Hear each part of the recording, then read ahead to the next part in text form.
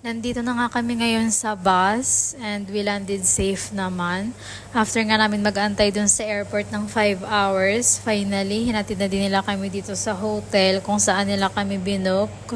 It's already 3 a.m. at nakakapagod na talaga sobra, nakakaantok pa, tas wala pa kaming kain.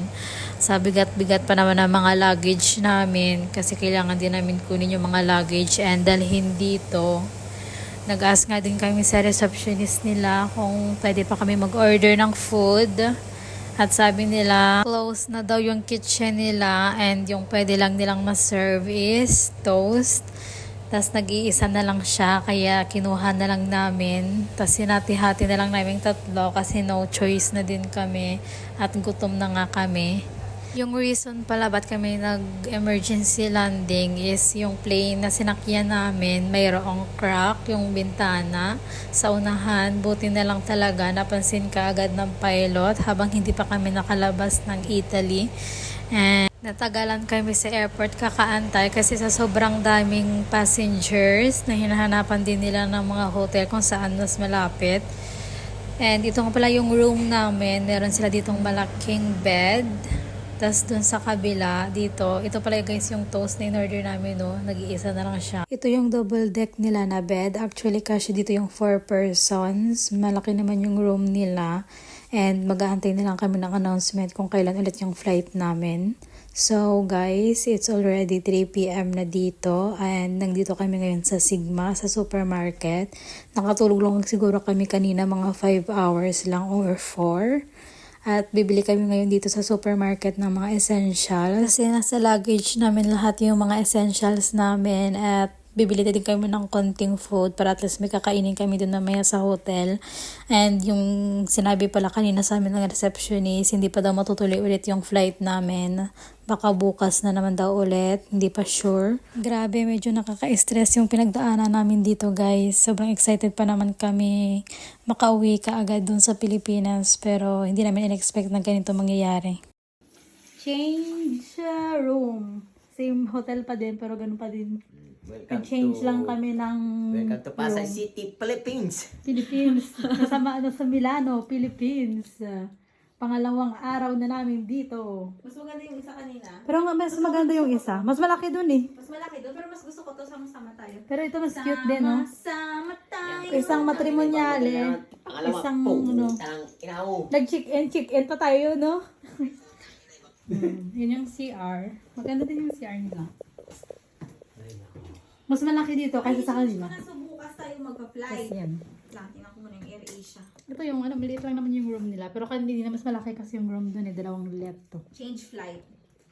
So, Nasa resto nga kami ngayon para mag-dinner kasi nga na-cancel na naman ulit yung flight namin. And yung first plate na in-order namin is seafood pasta. And then sa second plate parang may mushroom siya na may salad na may pork or chicken ata yun. Kain lang kami saglit and then balik na kami kaagad dito sa hotel para mag-champagne. So, this is the other day guys and nagpahinga lang kami kaunti kanina and then mga 3 p.m. sinundo kami ng bus driver doon sa hotel namin, lahat ng passengers na na-stranded and hinatid kami ulit sa airport para mag-check-in. Hindi ko na din nakunan yun kasi ang dami din namin ginawa at dala-dala nga namin yung mga luggage namin sobrang bigat. And this is it. Papasok na nga kami ngayon sa plane and hopefully makadating na kami ng safe sa Pinas. Nasa plane na kami ngayon guys and nakatulog ako kanina after namin mag-pray and this is our first meal. Meron ditong lamb and meron ding dessert, also salad and juice. After 6 hours na flight, we're landed here sa Muscat para mag-stop over and mag-change flight. Sobrang linis at ang ganda nga ng airport nila dito. And ngayon, paakyat na kami sa taas para mag-antay. And this is it guys, boarding na yung Muscat to Manila. And in fairness guys, tingnan nyo naman yung weather, ang ganda. And ang init nga dito ngayon. Amoy na namin yung simoy ng hangin ng Pilipinas. Char, 8 hours pa yung flight namin. Pero oh my gosh, malapit na lang yan. Ayun, at nahanap na nga din namin yung mga seats namin. And ngayon, pa-take off na nga kami. Actually, hindi ito yung proper ko na seat. Nakiusap lang ako kung pwede akong mag-change ng seats na mas malapit sana sa bintana.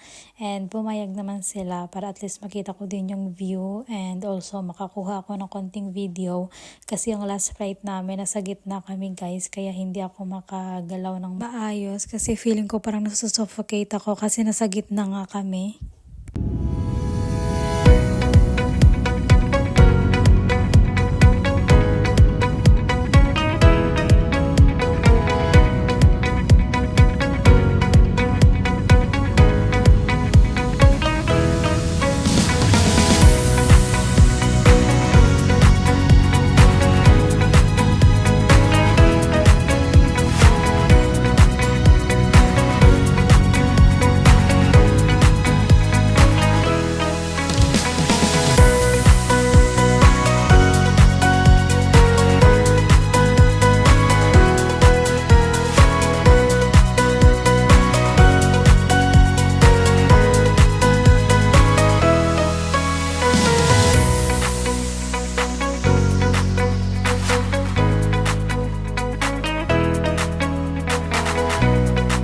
Malapit na nga kami guys, mga 3 hours na lang to or 2 and magla-landing na kami.